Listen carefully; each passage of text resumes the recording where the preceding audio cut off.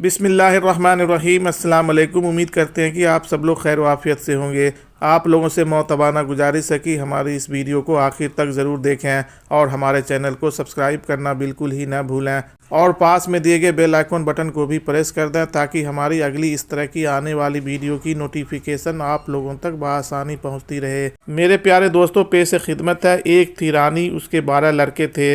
राजा को बहुत अरमान था कि उसकी एक लड़की भी होती, लेकिन खुदा की मर्जी ऐसी कि हर मर्तबा रानी के यहाँ लड़का ही पैदा होता। यहाँ तक के लड़के तो 12 हो गए और लड़की एक भी न हुई। राजा ने गुस्से से आकर कहा, अगर इस बार लड़की पैदा हुई तो मैं इन 12 लड़कों को मार डालूंगा ताकि लड़की ही राज करे और सारी दौलत उसी को मिले। यह सोचकर राजा ने लड़कों के लिए 12 बड़े बड़े संदूक बनवाए ताकि जैसे ही लड़की पैदा हो उन लड़कों को कत्ल करके उनकी लाशें संदूक में रख दे। हर संदूक में एक एक कफन भी रख दिया।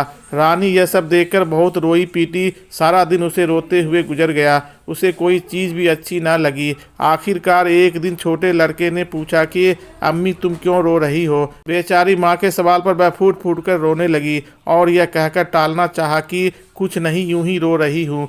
लेकिन लड़का न माना। वह बार बार जिद करके माँ से रोने की बजाय पूछने लगा। आखिर तंग आकर माँ बच्चे को उस कमरे में ले गई जहाँ संदूक कफन के साथ रखे हुए थे। माँ ने बच्चे को संदूक कफन दिखलाए और बताया कि यह सब कुछ तुम भाइयों के लिए है।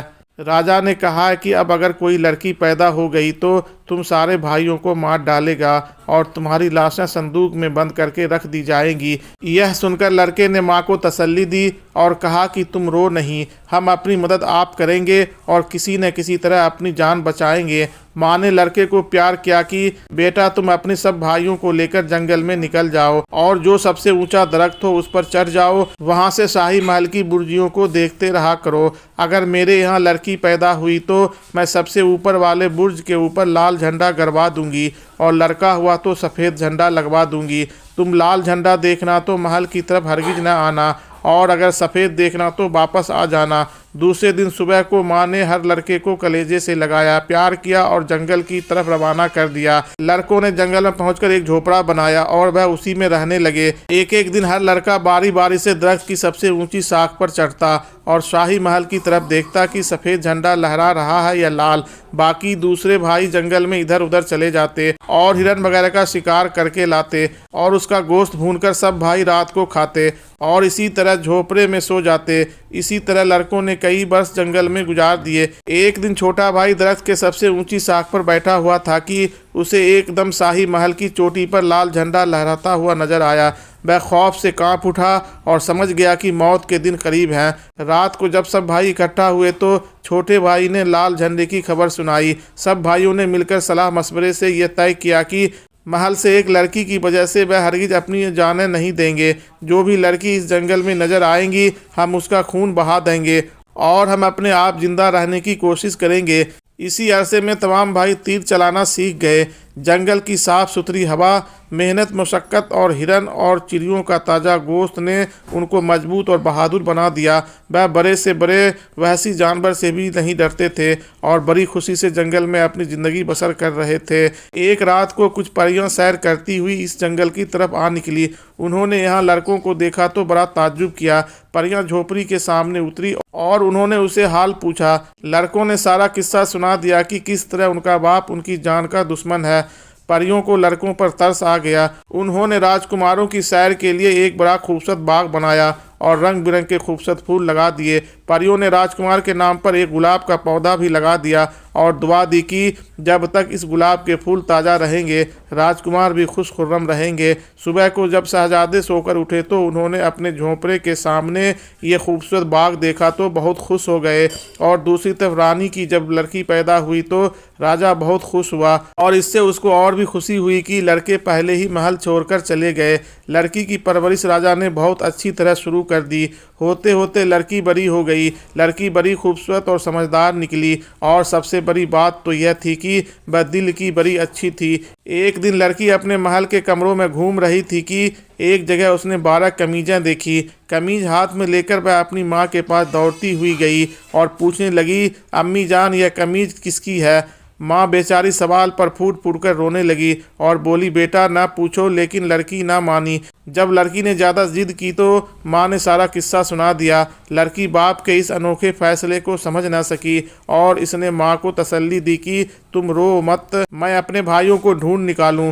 यह कहकर शहजादी ने तमाम कमीज अपने साथ ली और जंगल की तरफ रवाना हो गई। जब वह जंगल में पहुंची तो क्या देखती है कि जंगल के बीचों बीच एक छोटी सी झोपड़ी है। वो झोपड़ी के सामने पहुंची। झोपड़ी के कबाड़ अंदर से बंद थे। उसने कुंडी खटखटाया। इस पर अंदर से खूबसूरत नौजवान तीर लेकर निकला और चाहा कि लड़की को मार डाले। लेकिन लड़की ने कहा, ठहरो, मेरी जान देने से पहले दो बातें कर लो। लड़का बोला, तुम कौन हो और किस लिए आई हो? शहजादी बोली, मैं यहाँ के राजा की लड़की हूँ। मेरे पैदा होने से पहले मेरे 12 भाई घर को छोड़कर जंगल की तरफ रवाना हो गए थे, क्योंकि मेरे बाप ने यह तय किया था कि जब मैं पैदा होंगी तो वो मेरे भाइयों को कत्ल कर डालेगा।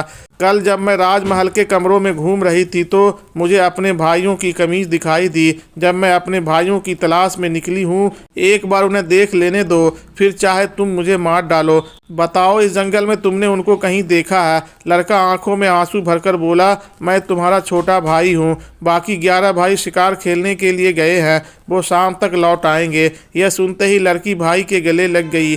दोनों के आंखों में खुशी के आंसू भर आए और बहुत देर तक एक दूसरे से बातें करते रहे। जब शाम हुई तो छोटे भाई ने अपनी बहन से कहा, देखो, हम सब भाइयों ने यह कसम खाई थी कि जिस लड़की को भी हम पहली मर्तबा देखेंगे उसको मार डालेंगे, इसलिए तुम्हारी जान खतरे में है। वह सब जब लौट कर आएंगे और तुम्हें देखेंगे तो मार डालेंगे। बहन बोली, कोई हर्ज नहीं, अगर मेरे भाई मुझको मारकर खुश होना चाहते हैं तो मैं अपनी जान खुशी से देने के लिए तैयार हूँ। छोटा भाई बोला, नहीं नहीं, हम अपनी बहन की जान लेकर कभी खुश नहीं हो सकते। तुम एक काम करो, ये जो इमली का बड़ा सा दरख्त नज़र आ रहा है, इसकी खोह में छुप जाओ, मैं तुम्हें किसी न किसी तरह बचा लूँगा। यह सुनकर छोटी बहन दरख्त की खोह में जाकर छुप गई। थोड़ी देर के बाद सब भाई वापस आ गए और शिकार का गोश्त भूनने लगे। जब वो खाना वगैरह खा चुके तो बाकी सब भाइयों ने छोटे भाई से पूछा, कहो दिन कैसे गुजरा? छोटा भाई बोला, बड़े मज़े में, आज दिन भर मैं बहुत खुश रहा और हमेशा ऐसे ही खुश रहूँगा।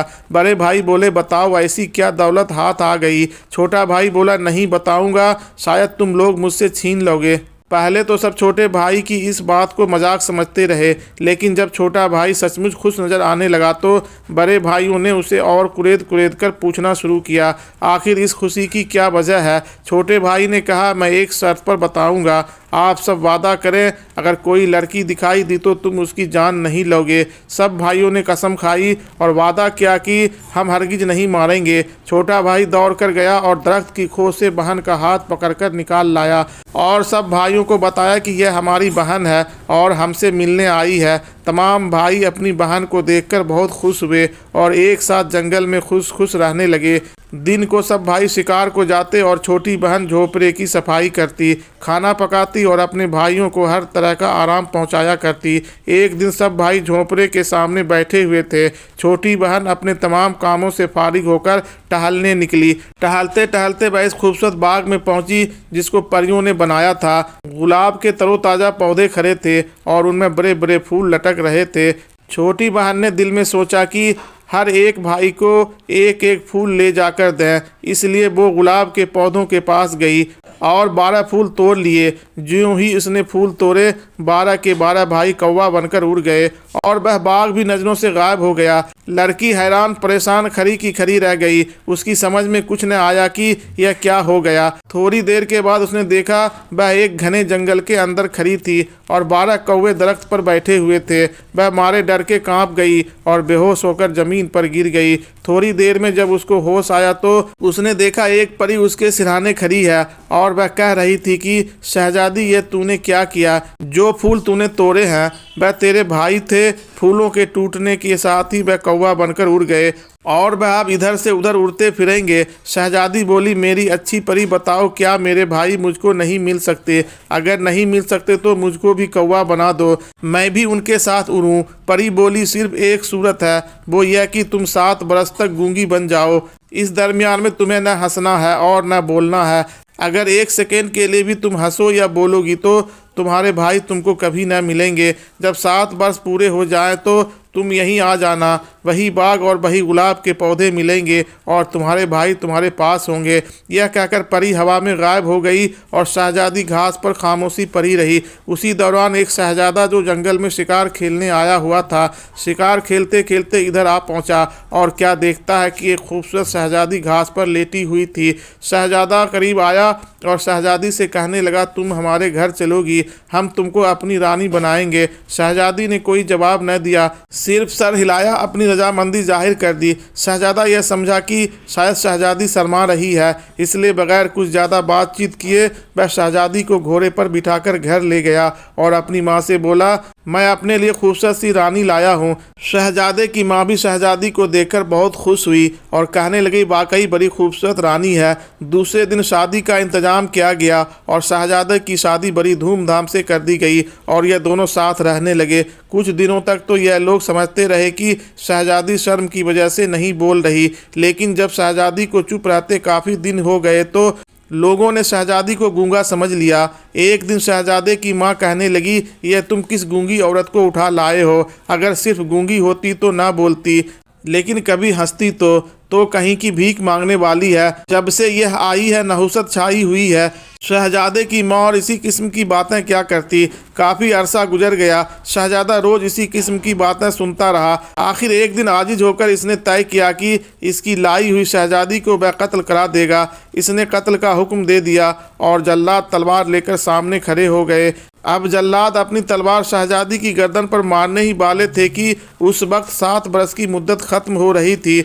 शहजादी सारे तमाशे पर खिलखिलाकर हंस पड़ी और कहने लगी, ऐ राजा ठहर जाइए, मेरे कत्ल की वजह भी तो मुझे बतला दीजिए। मुझ बेगुनाह का खून आप क्यों कर रहे हैं? यह आवाज़ सुनते ही जल्लाद की तलवार फौरन रुक गई और शहजादा मारे खुशी के उछल पड़ा। इसने रानी को गले लगाकर कहा, आखिर इतने दिनों तक तुम चुप क्यों थी और यह कैसा मजाक था? रानी ने अपने भाइयों का सारा किस्सा सुनाया और शहजादे से कहा, मेरे साथ उसी जंगल में चलिए जहाँ से आप मुझको लाए थे। शहजादा और रानी जंगल में चले गए। वहीं झोपड़ी था, वही बाग और वही गुलाब के 12 पौधे जिसमें खूबसूरत फूल खिले हुए थे। 12 के 12 भाई बाग में ठंडी ठंडी हवा खा रहे थे।